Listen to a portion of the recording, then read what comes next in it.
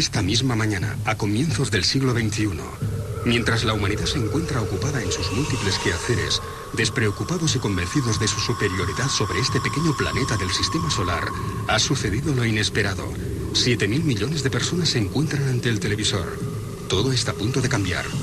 Una poderosa inteligencia exterior ha logrado cruzar el universo. Sus naves atravesaron la atmósfera esta madrugada y en estos momentos se encuentran sobre algunas de las urbes más importantes de la especie humana. Las primeras en aparecer fueron las de Lisboa, Oporto y Madrid. Las autoridades confirman que el contacto extraterrestre se va a producir en 2 semanas.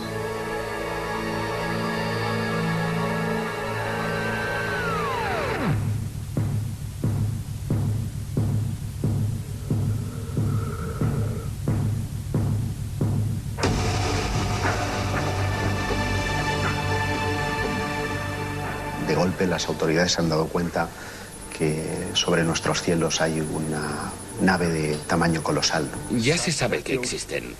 Está probado. Hay un contacto, el gobierno tiene información. Todo el mundo está ahí viendo en directo la CNN, la Sky News, en todas partes.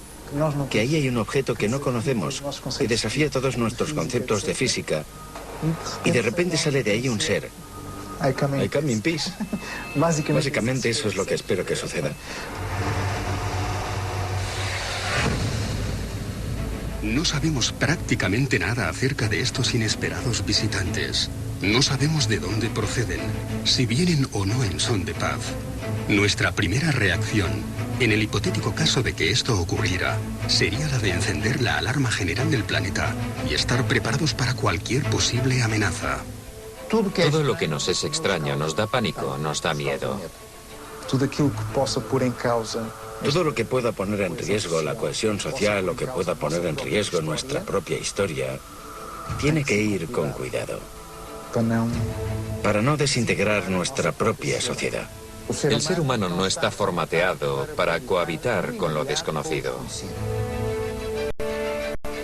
¿Quiénes son? ¿Cuáles son sus intenciones? ¿Cómo va a afectar todo esto a la especie humana? ¿Cuál va a ser nuestra reacción? Entre las primeras medidas que se han puesto en marcha está la de reunir a un nutrido grupo de especialistas en diversas áreas. Si bien sabemos que el contacto es inminente, hemos de tomar decisiones y hemos de hacerlo rápido. Sería la primera vez que todo el mundo querría escuchar. Sí, sin duda. Y por eso mismo creo que el gobierno debería decirlo claramente y con los datos que tiene.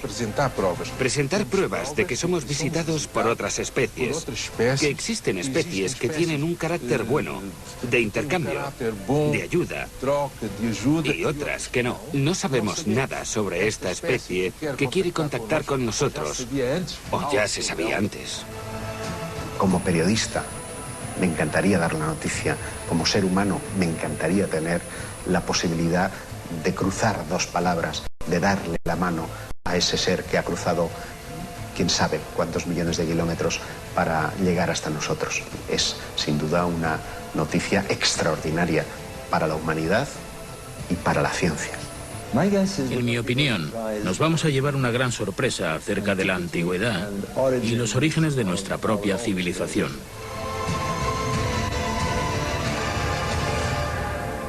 Todo es posible. Todo es posible. Realmente hay que empezar a pensar que seres de otros mundos o de otros universos sean capaces de llegar hasta la Tierra y de tener una agenda, un plan del que prácticamente lo desconocemos todo. En los primeros momentos en que se recibiese la noticia, a no ser que esa noticia fuese filtrada por alguna agencia tipo la ONU, tipo planetaria, conjugada con alguna deliberación del poder científico, De ser completamente inesperada, sería un auténtico desorden, una desorganización y un pánico absoluto. Pero de ser mediatizada, en el sentido de una preparación previa, con una serie de pasos previos, los efectos serían relativamente diferentes. Deberíamos mostrarnos acogedores. Esa sería la primera actitud, y no tener una actitud paranoica. Pero yo creo que la única manera de que las personas despierten y crean es a través de los grandes medios de comunicación. Solo los grandes medios de comunicación. Básicamente eso en lo que creen y que consumen todos los días en el desayuno y en la cena. Les haría ser conscientes de que todo esto es real. De no ser así, va a continuar el proceso de ridiculización y de desinformación. Decía el famoso astronauta estadounidense que parece que el ser humano va a estar negando todo esto, incluso si tuviese un marciano tomándose un café con él. Lo seguiríamos negando. Habrá quien sí acepte la información que el gobierno le dé y otras personas que no, como suele ocurrir siempre con todas estas cosas, ¿no? Las autoridades se tendrían que preocupar más por la calma de la sociedad que por otra cosa. Una información muy alarmista puede generar conductas de pánico que lleven al caos. Es posible que se manipulara todo lo que ocurriese. Todo este tema lo tienen muy controlado. Quizás sea el tema más controlado a nivel de opinión pública que haya existido jamás, porque estamos hablando de lo más importante. Es más que posible que se hiciesen interpretaciones que fuesen completamente manipuladas, para que el público no tuviese una opinión propia de lo que ha ocurrido. Por lo tanto, creo que sería función del gobierno decir que la probabilidad de que existan otros seres es elevadísima, que se sabe, con los datos que tenemos, que existen otras especies y que quieren entrar en contacto con nosotros. Que el gobierno hará lo posible para establecer ese contacto con una actitud de intercambio, de benevolencia, de querer el bien, pero que también estará capacitado para, en caso de haber una actitud agresiva, defenderse. La desorganización planetaria lógicamente sería lo que corresponde a un caos. Por supuesto, el sistema económico, podemos imaginarnos que habría una caída en la bolsa bastante considerable. Pero si la naturaleza de la relación es fraternal, a lo mejor ese proceso se puede hacer de forma muy pausada, no tiene por qué ser inmediato. Se puede llevar como un tiempo de adaptación donde progresivamente se puedan ir dando indicadores que permitan que la mayoría de las personas puedan familiarizarse con esta idea. Muchas de las películas que se han hecho, por ejemplo Steven Spielberg, Encuentros en la tercera fase, E.T., sirven para ir sondeando cómo reaccionará el público cuando se dé la gran noticia. Y tendríamos que preguntarnos, ¿con qué propósito nos visitan? ¿Están aquí en son de paz? ¿Vamos a ser colonizados?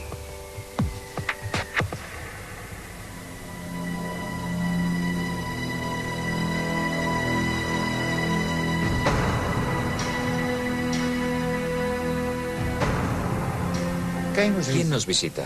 Esa es la gran preocupación del anfitrión.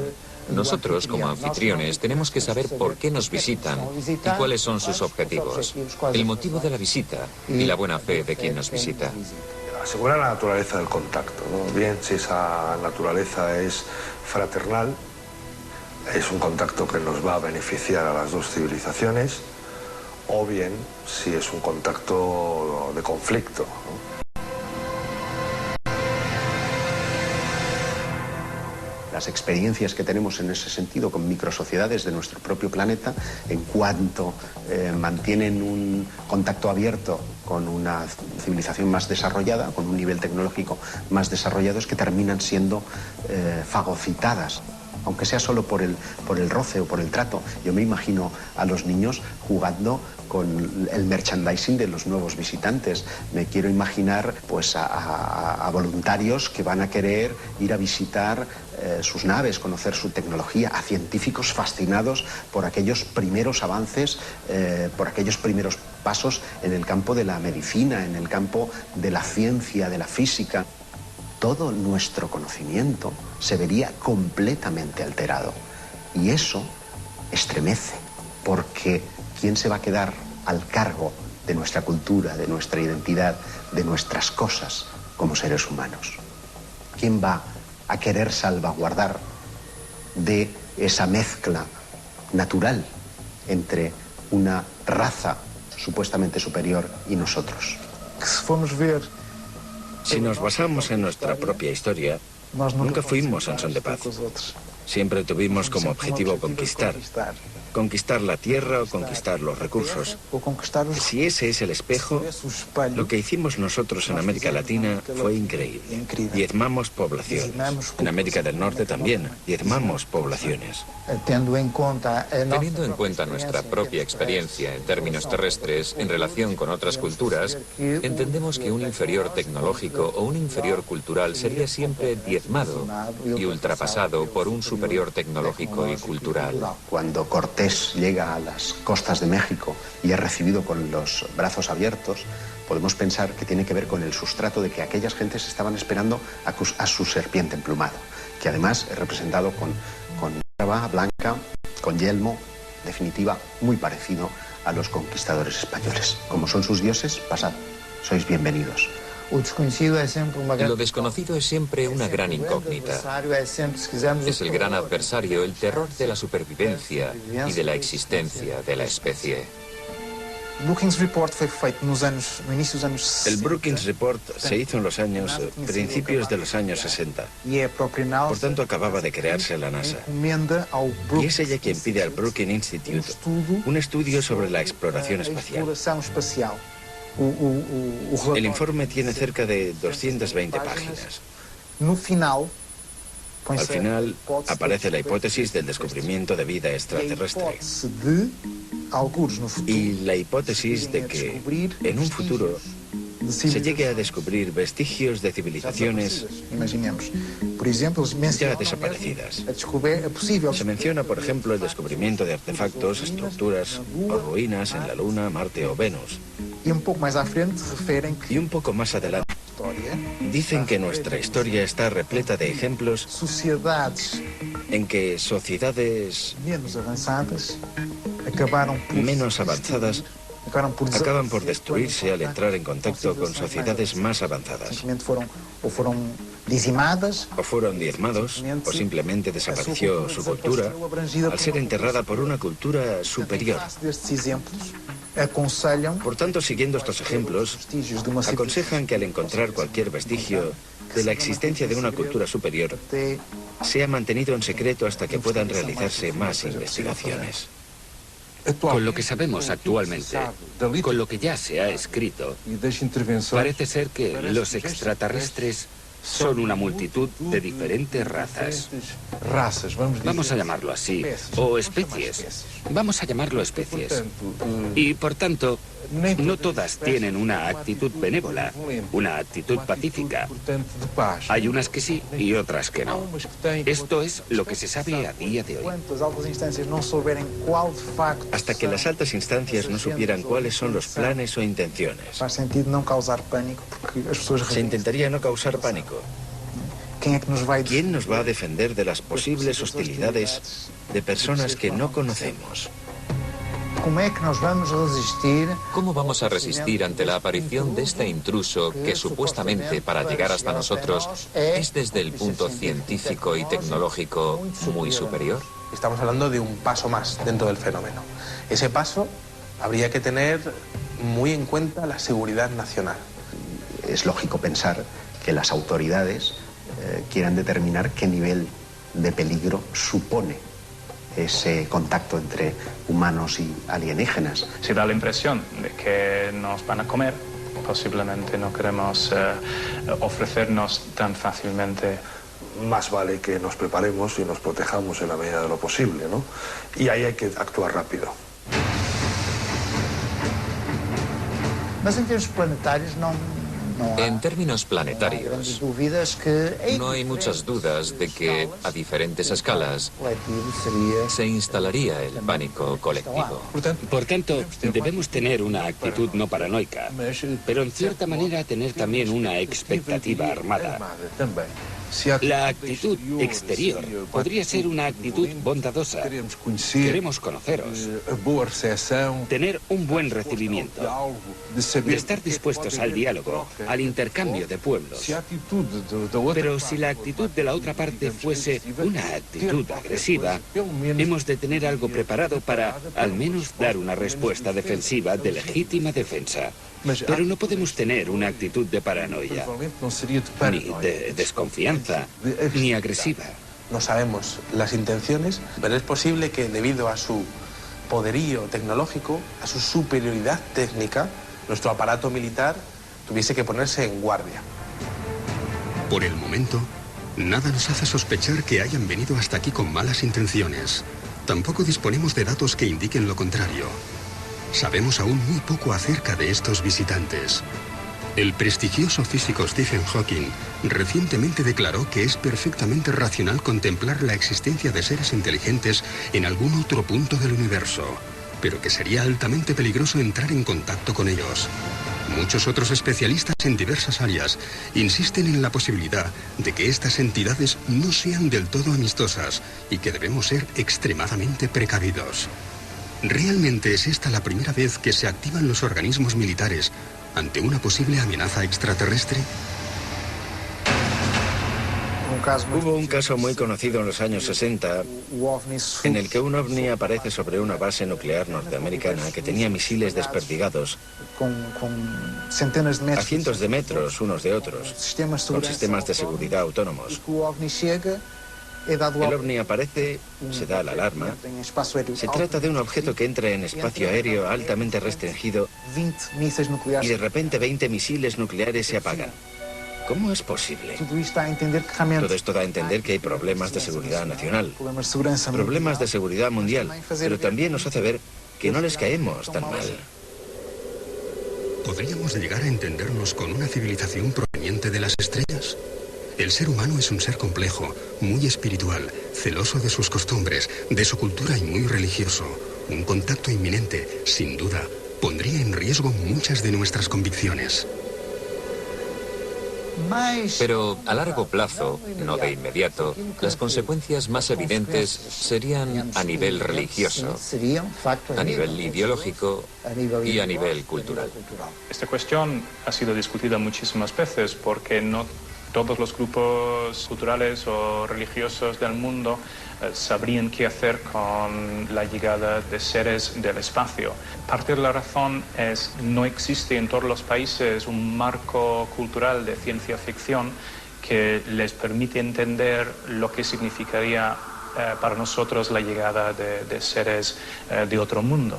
La mayoría de la gente hoy en día aceptaría fácilmente que existen seres en otros planetas y que podrían tener algún contacto con nosotros, pero posiblemente en religiones donde la Tierra es el único lugar del universo donde podría haber habitantes o seres inteligentes, sería un impacto cultural, sociológico y psicológico muy fuerte.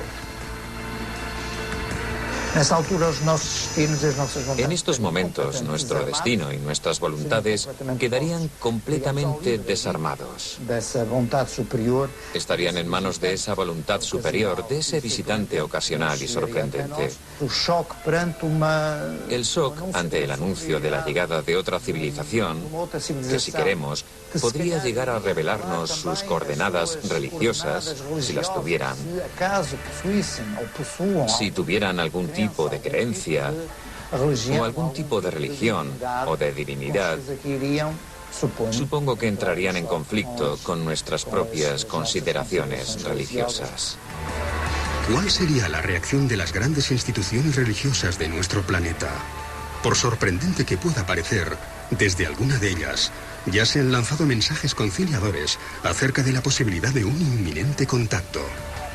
En 2011, Tenemos una organización, un evento en los Estados Unidos, por parte de Luis Farrakhan, líder de la comunidad islámica de los Estados Unidos, que quiso preparar a las personas, hacer despertar a los fieles ante la realidad de los ovnis. Invitó a una serie de investigadores a nivel mundial que fueron allí a mostrar sus descubrimientos en diversos casos.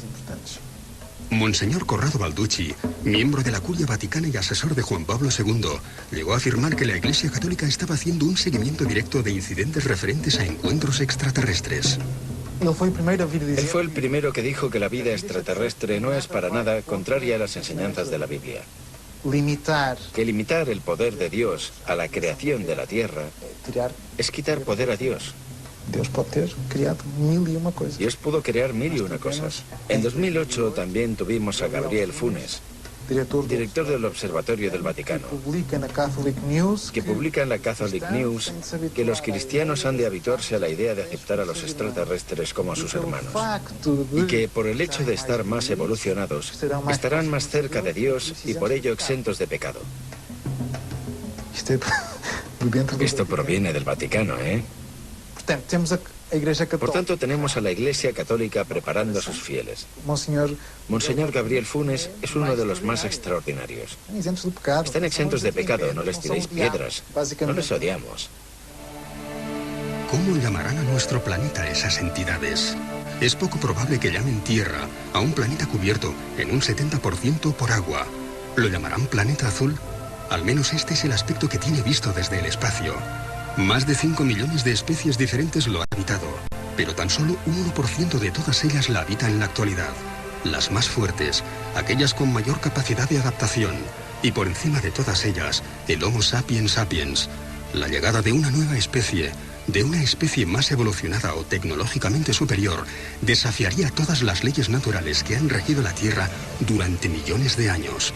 El ser humano observa cómo su reinado, desde lo más alto de la pirámide evolutiva, está a punto de terminar. Probablemente lo vamos a llevar mal, porque creemos que somos los que estamos arriba, ¿no? Pero es bueno que de vez en cuando la naturaleza nos recuerde que no es así. Por ejemplo, un tsunami, un terremoto. Constantemente los acontecimientos naturales, que por cierto provocan estrés postraumático en algunas personas también, nos recuerdan que no somos tan poderosos como nos creemos, y es bueno que nos lo recuerden. Incluso como individuos también. Normalmente la mayoría de las personas piensa que es invulnerable. Las reacciones de la sociedad pueden ser absolutamente dispares y tienen mucho que ver en su reacción con la afirmación como pueblo y como especie y como signo de identidad de cada uno de los pueblos. Sería la primera vez que las nacionalidades dejan de existir. Pasamos a ser solo uno. Pasamos a ser todos terrícolas. Dejamos de ser los portugueses, los españoles. Pasamos a ser solo uno. Si algo tiene de bueno la especie humana, que lo ha demostrado a lo largo de miles de millones de años, es la capacidad de adaptación a las nuevas circunstancias. Eso es lo que nos ha hecho sobrevivir frente a otras especies que en principio eran más fuertes que nosotros, pero con menos capacidad de adaptación. Eso es lo que nos ha permitido evolucionar y sigue estando, esa capacidad de adaptación está intacta.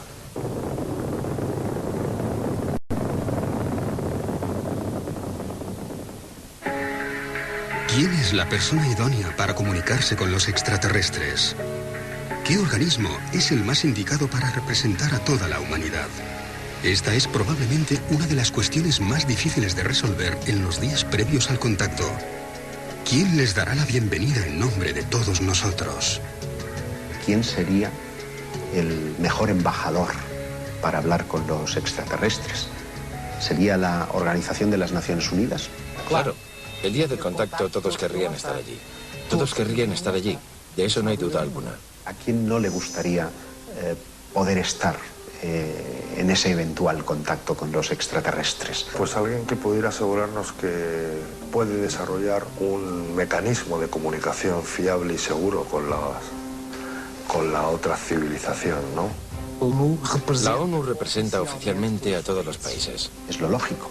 Y en ese caso, si es un representante de toda la humanidad, ¿a qué raza, a qué religión, a qué parte del mundo le correspondería establecer el contacto con un ser más desarrollado, al menos técnicamente, que los seres humanos? Los políticos no estarían preparados para este encuentro. Por mucha información que llegasen a manejar a nivel de informes oficiales o a nivel de toda la infraestructura que hay creada en torno al fenómeno OVNI y que coge dinero de los presupuestos militares, no estarían preparados por una sencilla razón, porque no sabrían a qué atenerse, no sabrían exactamente de qué es capaz el fenómeno, qué casos ha habido y qué es lo que le ha ocurrido a la gente que ha tenido contacto con este tipo de inteligencias o con este tipo de objetos. Los ufólogos no son los indicados porque la única cosa que hemos hecho a lo largo de los últimos 65 años es intentar probar su existencia.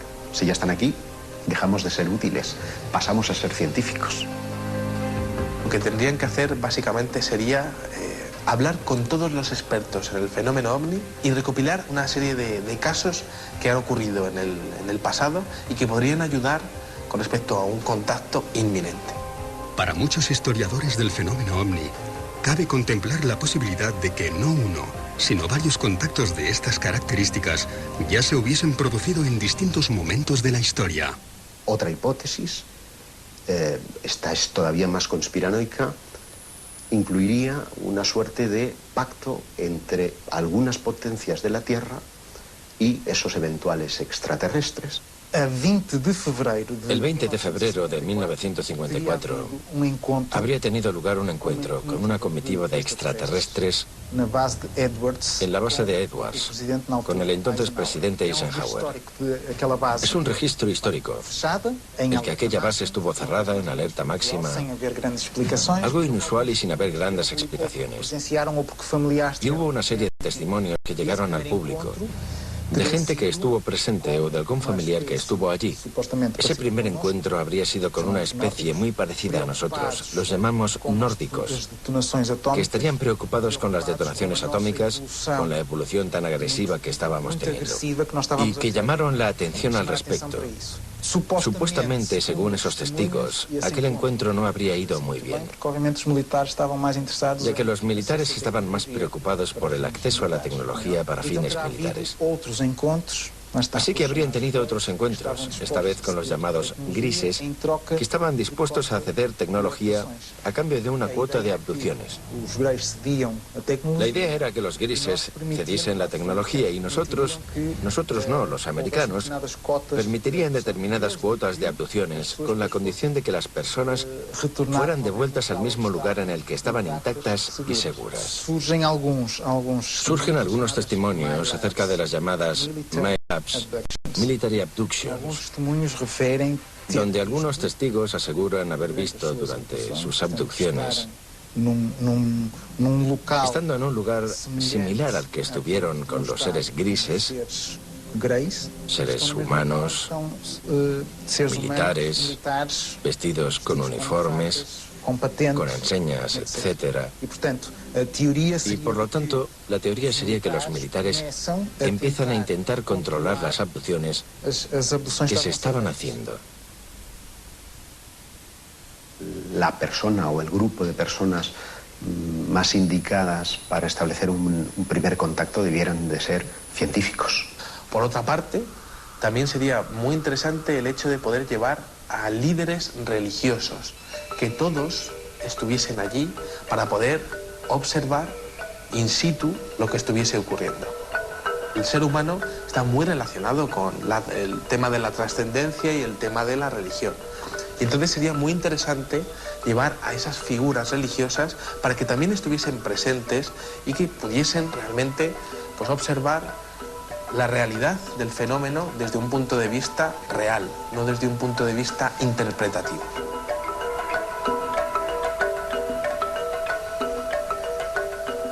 Y entonces el problema será la comunicación, el entendimiento. Porque si consideramos que son seres ontológicamente diferentes, la comunicación va a ser siempre difícil. La comunicación solo se puede establecer, en principio, entre seres ontológicamente similares.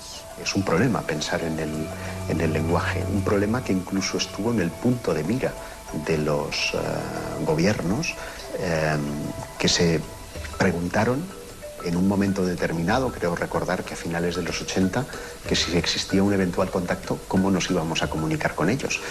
Seguramente lo que se tendría que hacer es traer a los mejores expertos en matemáticas de la península ibérica, más bien del mundo. Tendríamos que hablar con todas las naciones de la OTAN y tendríamos que hablar con los mejores expertos en las mejores universidades del mundo y traer los mejores matemáticos. La comunicación sería a través de las matemáticas. Si el lenguaje es matemático, indudablemente matemáticos. Si es la música, músicos.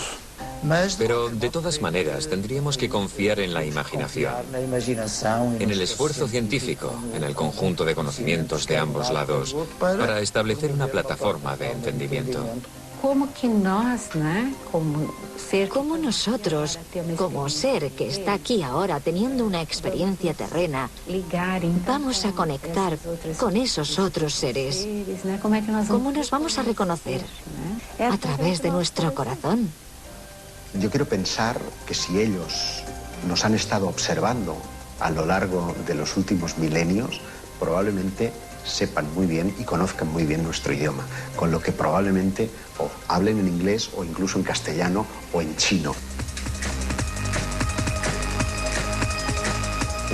Disponemos de evidencias físicas y no hay una sola duda al respecto de que existen planetas más allá de nuestro sistema solar. Una increíble cantidad de planetas, 3.500 en una muy pequeña muestra. Esto quiere decir que, extrapolando las posibilidades, podría haber 1 billón o quizás más planetas más allá de nuestro sistema. ¿Estamos abiertos a la idea de que haya vida inteligente? Bueno, ¿por qué no? Sería absurdo hoy decir que hay 1 billón de planetas, 1 billón de sistemas solares ahí fuera y que ninguno de ellos tiene posibilidades de vida. Hemos de suponer que nos enfrentamos a una civilización con muchos más años de evolución, tecnológicamente muy superior y capaz de vencer distancias para nosotros inabarcables de un universo del que aún desconocemos prácticamente todo. ¿Cómo son sus aeronaves? Tiene que ser una nave que sea capaz de albergar el combustible, de propulsarse y albergar la vida. Y como en el espacio no hay aire, no hay rozamiento, no tiene por qué tener una forma muy aerodinámica como el Concorde, no tiene por qué tener forma de avión, puede ser una caja. No sería descartable que tuviese forma de cilindro o forma esférica en por lo menos alguna de las partes, para poner esa parte en rotación y simular una fuerza centrípeta de tal manera que simules una gravedad. El combustible ocupa mucho espacio y pesa mucho, por lo tanto tendrían que tener una cierta limitación en el tema del combustible y obviamente intentar coger energía del camino, bien sea pues a través de energía pues, que venga de las estrellas o de donde la puedan ellos conseguir. Podría ser realmente muy extensa para poder captar toda la energía que pudiese venir de las estrellas. Obviamente, pues bueno, claro, aquí nuestras naves funcionan con energía química, ¿no? Quemando queroseno, pero bueno, podrían ser centrales nucleares o centrales que de alguna manera hubiesen sido capaces de crear antimateria, que la antimateria daría mucha más energía. Nosotros no sabemos crear antimaterias a esas escalas, pero la forma no tiene por qué tener una forma muy predeterminada. Todos nos hacemos la misma pregunta. ¿Qué o quién descenderá de esa nave? Se abren las puertas y no sabemos qué forma van a tener. Hoy en día ya hay mucha literatura y descripciones de diferentes tipos de extraterrestres que son considerados más o menos agresivos. Por lo que tendríamos que tener en cuenta qué tipo de extraterrestre es con el que vamos a contactar. Aquí en la Tierra tenemos todo tipo de especies de animales y todos son diferentes. A ver, digamos que la que se supone que está más evolucionada somos nosotros, tenemos pues una anatomía muy característica, el hecho de tener las manos es muy importante, el hecho de que caminemos a dos patas pues también es importante para tener la perspectiva, el que tengamos los dos ojos enfrente pues también nos ayuda a calcular distancias, el hecho de que cómo nacemos, que realmente nacemos y mientras nacemos el cráneo se nos deforma para poder salir y eso también tiene su porqué y de hecho nacemos y no sabemos nada, necesitamos muchos años de aprendizaje y eso es lo bueno. Claro, cuando un animal nace y ya se puede valer por sí solo, en realidad pues poco evolucionado va a estar. Entonces, claro, ¿cómo serán los extraterrestres? Pues en realidad nada nos indica que tengan que ser como nosotros más delgados y con dos antenas o que no puedan tener pues muchas más extremidades o lo que sí está claro es que nosotros tenemos la cabeza donde tenemos la vista, que es nuestro sentido más importante y donde en realidad pues bueno, también tenemos el olfato, que también es un sentido que ha sido muy importante en la evolución y que está cerca del cerebro para que la información vaya rápido, eso está muy bien también y además tenemos los ojos en la parte alta para poder ver bien, pero no necesariamente tienen que ser parecidos a nosotros. Nosotros estamos basados en una química, podrían estar basados en otra química. Su ADN no tiene nada que ver con el mío, pero ¿y si resulta que soy de tu raza, que soy de tu especie y que estoy circunstancialmente viviendo en otro planeta porque en un pasado remoto estuve en el tuyo?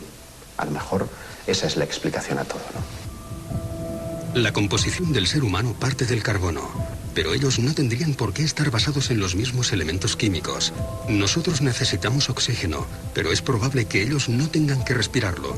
De hecho, para una especie ajena al hábitat terrestre, esta podría ser una sustancia tóxica. El extraterrestre que descendiera de esa nave tendría que ser un ser adaptado a su planeta, a su climatología, a su temperatura e incluso a la radiación de su estrella. Por lo que contarían con dispositivos oculares, de respiración o algún tipo de protección para sus cuerpos. A ver, su planeta, pues bueno, ellos depende de la temperatura y la cultura que tengan, pues pueden ir o no vestidos, eso es lo de menos. Pero si tienen que ir a otro planeta, obviamente ya no el hecho de ir a otro planeta, sino que van a ir por el espacio. Si vas por el espacio, pues nadie te dice que no vayas a tener que salir a hacer una reparación. Obviamente necesitas un traje. Según los especialistas, no lo sé. Yo estoy firmemente convencido de que el día que se abra el platillo volante y descienda un extraterrestre de él, nos vamos a quedar pasmados, porque vamos a ver un ser humano, un Homo sapiens sapiens, descender del platillo volante.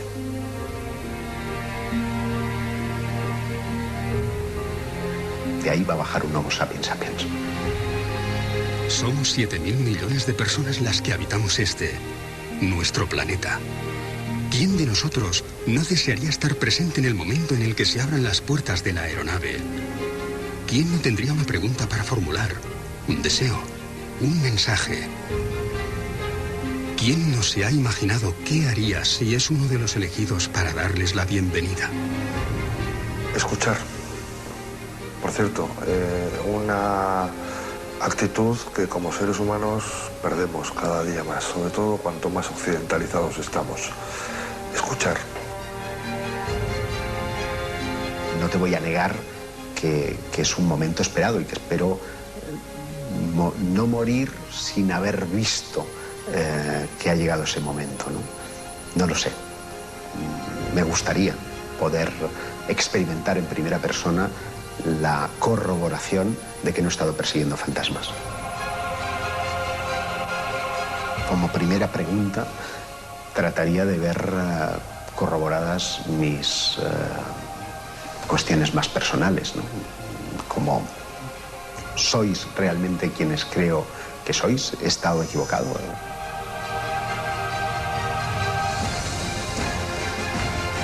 Hay un proverbio chino que dice que no hagas las preguntas de las que no quieras saber las respuestas.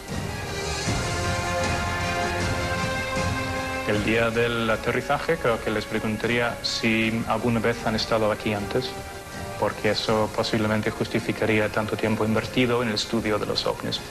¿Cómo es posible que hayáis llegado hasta aquí? Por favor, enseñadnos vuestro conocimiento técnico. ¿El contacto se ha producido por casualidad o ya nos estabais espiando desde hace milenios? ¿Quiénes son? ¿Quiénes son ustedes? ¿Por qué nosotros? ¿Consideran que somos necesarios en el cosmos? ¿Consideran que estamos haciendo las cosas bien?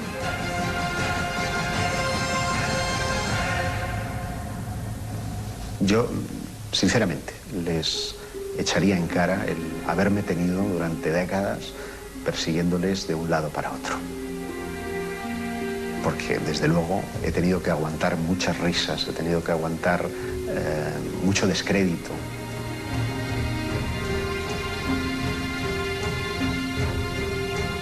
Para que después tenga la confirmación de que ellos existían realmente.